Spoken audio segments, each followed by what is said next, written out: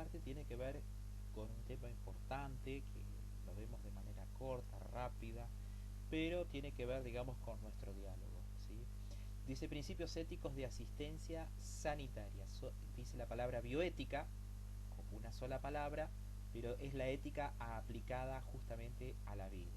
A ver qué es lo que dice. La ética de la enfermería profesional como título. Una profesión está formada por un grupo de personas con una educación, conocimientos y habilidades especializados que tratan necesidades sociales específicas. Tal cual. Ustedes como futuros profesionales en determinadas cuestiones generalizan, pero en otras son específicas. Hay cada grupo social se maneja, digamos, distintas situaciones donde hay una fina línea entre la moralidad, entre lo correcto, y de un poco de estas cuestiones se ocupa esta parte de la bioética, ¿sí? Dice, ser un profesional, fíjense que está negrita, significa que una persona hace una promesa de hacer y ser lo que requiere la profesión. Esto, si quieren, recuádrenlo y enmárquenlo, porque es un poco lo que está pasando hoy en día con aquellos profesionales que hoy por hoy estamos trabajando en el medio de esta pandemia o de cualquier otra situación, ¿sí? No corresponde, para eso uno estudió, para eso uno se formó, como lo están haciendo ustedes, para que cuando haya que hacer lo que hay que hacer, puedan estar a la altura de situaciones y circunstancias. Dice, tiene intrínseca relevancia entre el saber hacer y el saber ser. Claro, yo no puedo hacer algo que no sé hacer, ¿sí? Por eso, ley 24.004, ley de la Ciudad Autónoma de Buenos Aires, que creo que es la 294, justamente habla, digamos, esta ley 294 de la provincia autónoma de la Ciudad Autónoma de Buenos Aires, habla justamente o se desmembra, por así decirlo, de la ley 24.004 y cataloga o jerarquiza, digamos, inclusive desde el auxiliar de enfermería, enfermero profesional o el técnico superior de enfermería, licenciados, especialidades y demás, ¿sí?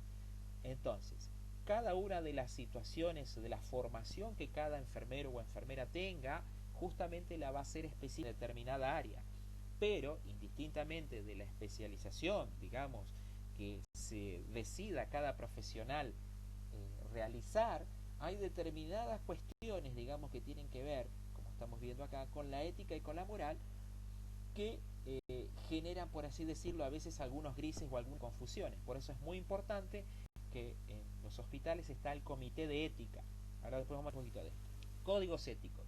Dice, la profesión de enfermería posee códigos éticos que establecen ideales de conducta, ¿sí? Lo que se espera de una conducta a seguir. Cuando ustedes se colocan el uniforme blanco en las prácticas o después el uniforme que corresponda a cada institución, una vez que ustedes se lo colocan, ¿sí? Se espera determinadas funciones, se espera determinada conducta, se espera determinada forma de ser, ¿sí? Tiene que ver con el hacer y ser, como decía hace un rato. Dice, los principios éticos del código sientan las bases de la práctica de enfermería, ¿sí? Códigos, ¿sí? Códigos éticos, códigos de buena costumbre, códigos de moralidad, códigos de ser correcto, que el otro me insulte, que el otro me diga lo que quiera, no importa, yo sé lo que estoy haciendo, seguramente el otro después va a venir y se va a disculpar, fue una situación extrema, donde yo tengo que aprender y tener claro primero desde mi autopercepción quién soy yo, ¿sí? Pero cuando se superan esas barreras, justamente entra en función estos códigos, códigos éticos. Dice, un código es un conjunto de principios éticos que son aceptados de forma general por todos los miembros de la profesión. No es solamente ustedes, sino que todo el sistema, en este caso sistema salud, se maneja de una determinada forma, indistintamente de las aristas o de las situaciones personales de cada uno de los integrantes. Un código ético debe ser breve y detallado para ofrecer una orientación clara y alcanzar una amplia aceptación, ¿sí? Muchas palabras a veces no quieren decir que tenga contexto o sustancia que se está diciendo. Corto y detallado, para que todos sepamos qué es lo que hay que hacer ante determinado tipo de situaciones. Se charló, se evaluó, eso hacemos, punto, no hay otra cosa. Bueno, acá habla un poquito de moral versus ética, que muchas veces se utiliza, digamos, como sinónimos, por ahí tiene un poquito de algunas diferencias. Dice moral, uso normativo, llamamos moral al conjunto de normas y principios destinadas a regular la conducta humana en función del bien general. Ejemplo, las reglas y las instituciones, los reglamentos y demás. O sea que moral justamente está subrayado, conjunto de normas, algo que parece, digamos, que sale de esta cuestión, digamos, de esta palabra, el uso normativo, ¿sí? O sea que la moral es un conjunto de normas y también un uso normativo, ¿sí? Que tiene que ver, como está diciendo ahí, vuelvo a redundar un poco lo que dice, principios destinados a regular la conducta humana, ¿sí? Muy bien, ahora vamos con ética. Dice que es una filosofía de la moral. Es la encargada de discutir y fundamentar reflexivamente este conjunto de principios o normas que constituyen nuestra moral. Como que esta parte de la ética justamente se presta, digamos, a debates, a discusiones, a distinto tipo de situaciones. Ahora vamos a ir viendo un poquito más abajo algunos ejemplos. Bien, empezamos con el primero, dice respeto por las personas, ¿sí? Fíjense que ahí hay un paréntesis, eh, o un corchete, una llavecita, no es un paréntesis, es una llavecita. De un lado en negrita dice respeto por la vida, calidad de vida, aceptación de la muerte, ¿sí? Mostrar respeto por todas las personas, el rico, el pobre, el que le falta un brazo, al que tiene 6 dedos, todas las personas, ¿sí? Ameritan y se las debe respetar. Ustedes bien saben que en la cotidianeidad de las situaciones, lo cotidiano, muchas veces esto no ocurre, ¿sí? Pero bueno, nosotros justamente nos tenemos que apegar a este código ético. Apoyar los objetivos del paciente para una vida significativa, ¿sí? El paciente, ya lo vamos a ver cuando veamos el PAE, tiene objetivos propios y personales, no son los míos, son los del otro, ¿sí? Porque si bien es verdad que yo necesito la empatía para poder trabajar y desarrollar relacionarme interpersonalmente, también, digamos, a veces algunos objetivos se contraponen a lo que yo pienso, pero tiene que ver con el otro, con lo que el otro piensa y con lo que el otro entiende y con lo que al otro le hace feliz, ¿sí? Cuidar de los moribundos con respeto, tal cual, no porque la persona ya está, un ejemplo, en estadio 4 o en estadio final de una enfermedad oncológica, lo dejo que se muera como un animal. No, le voy a hacer la higiene, le voy a hacer los cuidados. Si es un hombre lo voy a rasurar, le voy a hacer la higiene, le voy a cambiar los pañales, lo voy a peinar, lo voy a perfumar. ¿Sí? Es un ser humano, merece su dignidad, no solamente por él mismo, sino también por la familia, y si así no hubiere, es un ser humano. De esto se trata. Principio de autonomía, fíjense que está subrayado, o de libertad de decisión. En negrita dice libertad personal de acción, independencia, confianza en sí mismo. Fíjense cómo transversaliza un poquito con lo que habíamos visto de Maslow. Dice promociona la toma de decisiones del paciente. El paciente decide hasta dónde y cómo realizar sus tratamientos, sus cuidados y demás. No podemos forzarlo, el paciente toma su propia autonomía, su propia decisión en los cuidados. Muchas veces nos pasa que algunos pacientes se levantan de la cama, se van desde la guardia, desde los sectores de internación, se niegan a determinados tratamientos. Bueno, está en su derecho, por supuesto que eso queda notificado, por supuesto que muchas veces cuando se externan voluntariamente los pacientes, o se notifica como fuga o se notifica como alta voluntaria, donde el paciente toma total responsabilidad sobre justamente sus propias decisiones.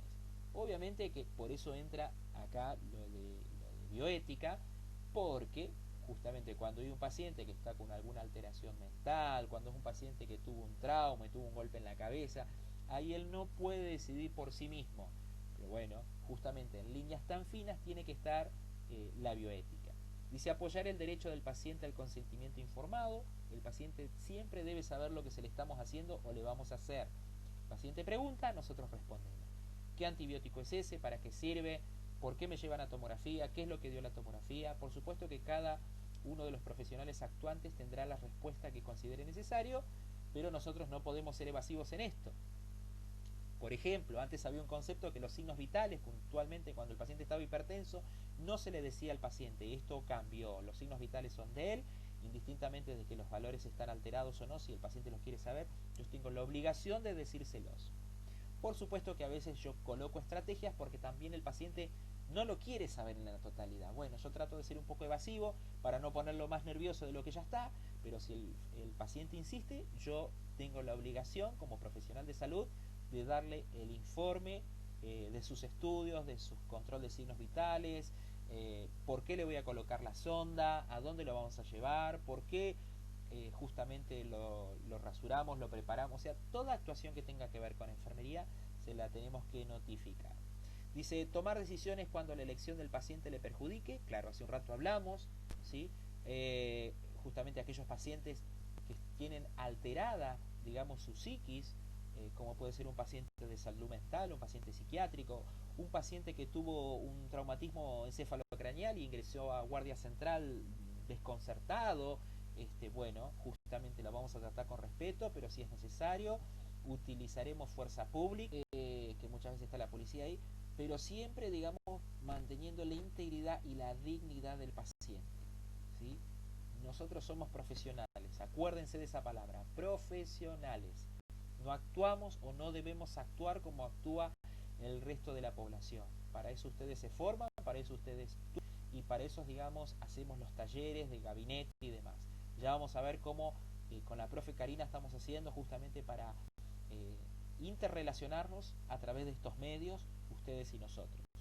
La autonomía se ejercita realmente cuando los miembros del equipo de asistencia sanitaria están de acuerdo con la importancia de la autonomía. Redundante. Pero todos nos tenemos que poner de acuerdo justamente con que el paciente tiene la libertad de decisión. Estamos hablando justamente fuera de estos contextos de cuando es un paciente psiquiátrico, cuando existe alguna presentación judicial, etcétera, etcétera, ¿sí? Nosotros no estamos para juzgar, jueces, nosotros somos personal de salud, ¿sí? De salud. Muy bien, seguimos. No maleficencia, la obligación de no causar daño, evitar el daño deliberado, el riesgo de causar daño y el daño que se produce durante la realización de las intervenciones de enfermería.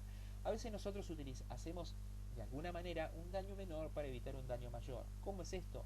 Justamente cuando tenemos que colocar un acceso venoso, ¿sí? Le explicamos al paciente, el paciente accede, digamos, a esta práctica, ¿sí? Justamente porque él también considera que lo que nosotros estamos realizando, bajo orden médica y demás, tiene que ver con beneficios hacia él mismo, ¿sí? Si vamos a otras situaciones, fuera del ámbito hospitalario también, en algunas situaciones cuando hay, ustedes lo pueden ver, porque justamente la bioética es tan amplia respecto a lo que es salud y demás, cuando hay situaciones, digamos, de violencia intrafamiliar, cuando hay situaciones de abuso y demás, bueno, perfectamente, acá también actuamos dentro de un marco legal también. Dice, prevenir o eliminar el daño al paciente cuando sea posible. ¿Puede ser psicológico? Sí, lo venimos charlando desde la primer diapo, que sí, puede ser psicológico. Siempre tenemos, por eso, ser correcto, por eso ahora lamentablemente no lo podemos hacer como nos gustaría. Cómo interactuar de manera correcta, profesional, parece fácil, pero a veces el paciente que está agredido por distintas situaciones externas, dígase una enfermedad, dígase alguna alteración psicológica, no solamente psiquiátrica, reacciona de una manera inesperada, pero nosotros tenemos que ser profesionales y nosotros tenemos que evitar dañar más lo que ya está dañado. Dice, un ejemplo actual sería evaluar el posible daño que pudieran ocasionar organismos genéticamente manipulados, bueno, o el intento de una terapia genética que acarreará consecuencias negativas para el individuo, ¿sí? Bueno, todo lo que ustedes ya conocen, se está escuchando, justamente con estos momentos que nos toca vivir, pero bueno, hay personas, por ejemplo, con el tema de las vacunas, ahora con el tema de COVID-19, que acceden a ser, por así decirlo, objetos de experimento, pero bueno, debemos cuidar su dignidad. Esto que ahora, por ejemplo, está pasando, de que hay muchas personas que se están recuperando de COVID-19 y que algunas personas de la sociedad quieren que se publique nombre, apellido, DNI, no corresponde, hay que cuidar la integridad de las personas, ¿sí? No corresponde que salgan estos datos, por eso lo está manejando Salud Pública, no, ¿sí? De la provincia y de la nación, no corresponde, ¿sí? Genera daños psicológicos dentro de los espacios sociales. Beneficencia, hacer el bien o activar la promoción del bien, promocionar beneficios sanitarios a los pacientes, equilibrar diseño y daño, considerar cómo se ayuda mejor al paciente. Bueno, acá es bastante claro, ustedes un poquito se pueden ayudar siempre con la bibliografía, ¿sí? Activar la promoción del bien, de lo que es correcto, de lo bueno, no desde lo que yo pienso, sino desde lo que es el código, de lo que está establecido, los protocolos que ya están diseñados dentro de las distintas instituciones de salud. El problema es que hasta hace poco el médico podía imponer su propia manera de hacer el bien sin contar con el consentimiento del paciente. Bueno, ese modelo ya cambió hace rato. Dice, por lo tanto, actualmente este principio viene matizado por el respeto a la autonomía del paciente, a sus valores, modo de vivir y deseo. No es lícito imponer a otro nuestra propia idea del bien. Lo que yo pienso es lo que yo pienso. Lo que piensa el otro amerita ser respetado, ¿sí? Porque si yo quiero que me respeten, tengo que respetar al otro. Hay una línea que es infranqueable y esto va hacia todos los aspectos sociales, espirituales, familiares, ¿sí? Hay una línea, una fina línea que a veces parece que fuera invisible, pero tiene que ver con el respeto hacia el otro. Y yo como profesional de salud, ustedes como formadores en esta carrera, tienen que empezar a internalizarlo a sus vidas, ¿sí? Manejarse de la manera correcta, de la manera formal. El otro piensa así, perfecto, se respeta lo que el otro, aunque a mí me parezca que es totalmente negativo. Un ejemplo de esto, una persona que es tabaquista y sabemos que hace mal el tabaco, pero la persona decide seguir fumando, es la decisión del otro. Mientras no me afecte a mí, es lo que el otro decide sobre su propia vida. Por supuesto, acá vienen las aristas de la situación, cuando, no sé, en una familia empieza justamente a haber situaciones por el tabaquismo y bueno, y empiezan a incurrir, a ver, vamos a salir del área del tabaco, vamos a irnos a otras áreas, ¿sí? Áreas de hacinamiento, como están pasando un poco a veces en algunas viviendas de nuestra ciudad o de nuestra provincia, donde tiene que justamente inferir salud pública. La idea no es desmembrar la familia, sino a ver cómo podemos ayudar cada uno desde los distintos sectores para que esta familia que está vulnerable, digamos, pueda mejorar su derecho a la vivienda, su derecho a los alimentos y por supuesto a tener un trabajo y demás. Bueno, vieron que es bastante complejo, ¿sí? No solamente intrahospitalario, sino extrahospitalario tienen que ver esta herramienta. Dice, aunque la humanidad tiene un interés en el avance de la ciencia, nadie puede imponer a otros que se sacrifiquen para tal fin, lo que dije hace un rato. Matizado de esta manera, el principio de beneficencia apoya el concepto de innovar y experimentar para lograr beneficios futuros para la humanidad y el de ayudar a otros, especialmente a los más desprotegidos, a alcanzar mayores cuotas de bienestar, salud, cultura, según sus propios intereses y valores. Esto tiene que ver con este código de beneficio. Justicia, imparcialidad o equidad, perdón. Asegurar una asignación justa de los recursos como la asistencia sanitaria a todos los pacientes, ¿sí? Sobre todo esto se nota de manera sobredimensionada dentro de lo que son los hospitales públicos. Por ahí no es tan así dentro de los sectores privados, pero bueno, eso no quiere decir de que a uno se lo va a atender menos que el otro, sino que el otro tendrá tal vez un lugar para quedarse. Las clínicas privadas y demás ofrecen una mayor hotelería, ofrecen, digamos, otro tipo de confort, aquellos que pueden pagar más y demás, pero la atención tiene que ser equilibrada para todos, ¿sí? Tiene que ser lo mismo para todos. Eso es lo que dice este principio.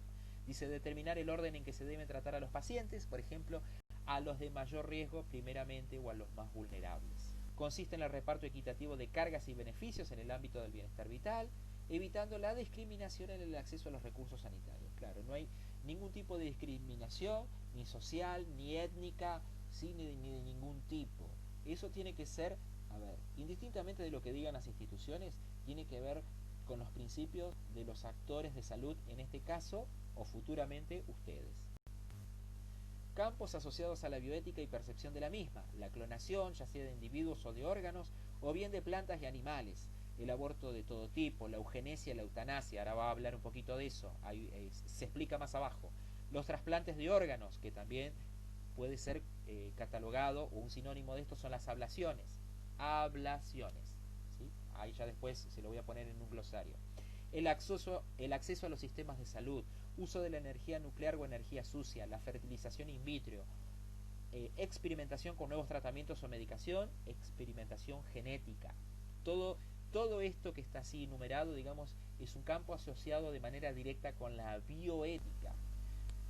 Bien, un poquito acá de glosario: bioética, aplicación de la ética a las ciencias de la vida; deontología, ética, ciencia o tratado de los deberes; según Beckman, ciencia de lo conveniente, es decir, de una moral cuya finalidad consiste en buscar el placer y eludir el dolor. Bueno, eugenesia, también derivado del griego, bien nacido o buena reproducción. La eugenesia también puede ser el estudio de la mejora de las cualidades genéticas humanas. Bien, términos claves para tener en claro. Ustedes hagan lectura personal de